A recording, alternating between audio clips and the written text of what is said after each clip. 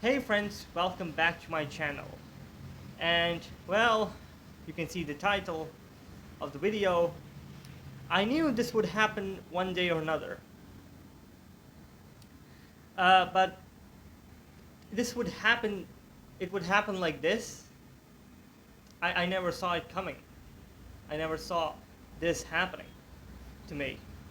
Now, if you're wondering what I'm talking about, well, in my last video, I reacted to myself confessing Jesus as Lord in Avery's or God Logic stream.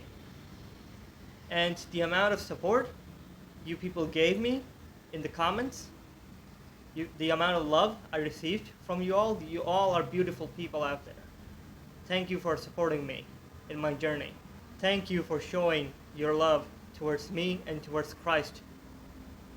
So the last video of me reacting to myself confessing Jesus is Lord on Avery's channel, that video got viral overnight. That video went viral of me reacting to myself confessing Jesus as Lord, and because that video went viral, a lot of people saw it. Obviously. And well, a lot of people from my own country, from my own town, they also saw it because it went viral. And one of those people was the head manager or the head manager of the school I used to work in. So I have been a teacher at that school. I'm not going to tell you the name of that school because, of obvious reasons.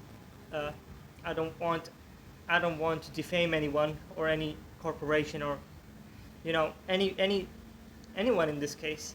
But I used to teach at that school. I used to teach English to children there. I was a primary teacher in the primary school, and I had been working there for like a year or so. But today, when I went to school to teach, I was conducting the period. I was teaching the class, right? It was the first period. Like in Pakistan, the schools, the timetable of schools, especially primary schools, they have like 5 to 6, maybe even 7 periods. So it was the first period. I was teaching my class, and my coworker comes up to me. He comes up to me and he says that the head manager has called you in her office. The management has called you. And I was like, okay, well, I was completely oblivious to what was gonna happen. I went there. I went to the office after finishing my period. For finishing my lecture, I went there. And I went into the office and I sat down. And there was my head manager. She's a middle-aged woman. And she looked up at me and she said, like, she was on her phone. She looked up at me. And she said, look, John, because my old Muslim name was different. It was Ahmed. And she was like, now after converting to Christianity, I picked my name. It was John. It is my new name. And she was like, look, John, you have to leave. You are not a good role model for the youth. And we don't want to do anything with you or whatever controversy you are coming up with against us and against our religion.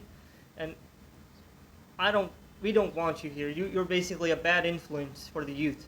You're not a good role model. You're a bad influence overall. And it's better if you leave. And when she told me this, I was like, my brain literally turned off. I was staring at her like a blank stare, like a complete deadpan look. And before I could process anything, she picked up a document from underneath the desk, underneath the table, underneath her desk, from the drawer, whatever. Picked up a document, and she slid it in front of me. And I look down, and I read, it's a resignation letter. Before I could process anything, she slid that document in front of me. Here's a resignation letter. It's better if you leave. And I was like, my expression most of the time during that event was like, I was shocked, and like her putting the document, the resignation letter in front of me was even more shocking. And I was just bewildered, I didn't know how to react, and I was like, why? I finally picked up the courage. I said, why? What did I do? Like, the children I used to teach, they used to love me, they used to respect me a lot, and I was like, why? What did I do? And she looked me dead in the eyes, and she said, look, we cannot have apostates like you teaching our children. We cannot have apostates like you teaching our youth. Now, it's better for you and for us that if you sign this resignation letter and leave. Otherwise, things might get even more dire. Things might get worse. She looked me dead in the eyes and she said this.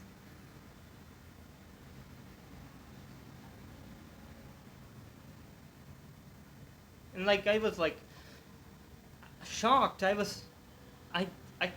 My brain wasn't able to process what was happening. When I went to school today to teach, I didn't knew that this was going to happen. No. And when it did happen, my brain literally shut off, like, suddenly, like, and I don't know. So, here I am, unemployed. However, though, teaching wasn't the only profession I was in. You can see my workbench behind me, and I also used to do woodworking as a hobby. And now I might find another job in another school, in another, in another place.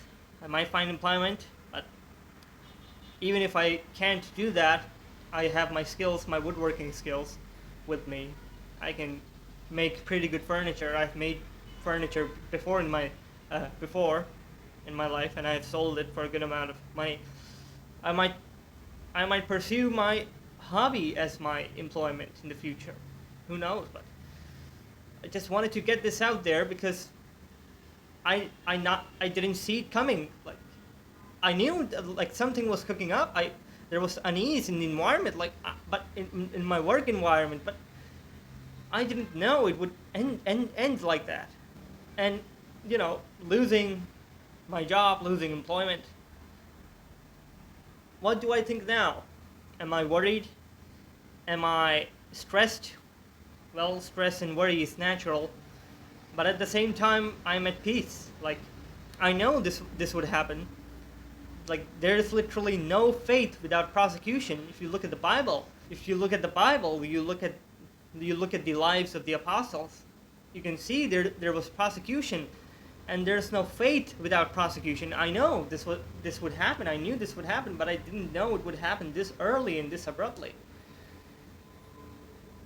And well, the discrimination against other faiths and the prosecution, it's just, especially where I live, it's insane. And well, I would say the Lord have blessed me. The Lord has blessed me in many ways. Because not only he revealed himself to me, he gave me a family all across the globe, and he also blessed me with skills that I can use right now. And well, there's no faith without prosecution.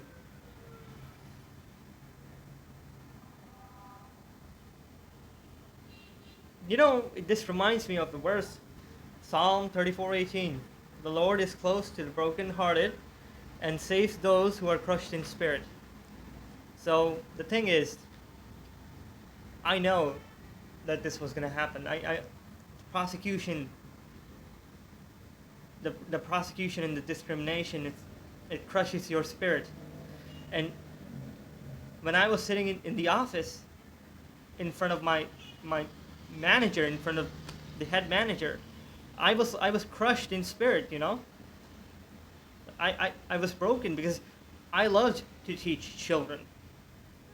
I have been working there for a year now, more than a year actually, in that school. And they just kicked me out just like that. But oh well. I saw it coming, but I didn't see it coming like this abruptly. I just wanted to get this out there, and I just wanted to say, if you're going through something, to all of my beloved viewers out there, you all are beautiful people. If you're going through something, just remember that you are not alone, and the Lord is with you. He sees your struggle. He is close to the brokenhearted, and he saves those who are crushed in spirit. Now, this discrimination, this prosecution, I won't let this get to me. I won't let it crush me. I won't let it crush my spirit. I will keep preaching the truth. Even if some people don't like it, the Bible has all the answers, even though some people don't like them.